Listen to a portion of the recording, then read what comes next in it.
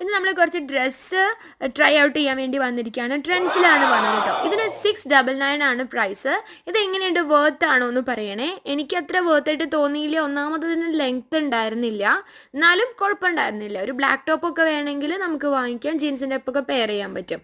Next one ഈ ഒരു rose colour ടോപ്പാണ്. ഇതിൻ്റെ ഹാഫ് കൈ എൻ്റെ കയ്യിലുണ്ട്. അപ്പോൾ അതിന് ഫുൾ കൈ കണ്ടപ്പോൾ എങ്ങനെ ഉണ്ടാവും എന്ന് ഞാൻ വിചാരിച്ചു, നോക്കാൻ വേണ്ടിയിട്ടായിരുന്നു കേട്ടോ. 899 ആണ് ഇതിൻ്റെ പ്രൈസ് എന്ന് പറയുന്നത്.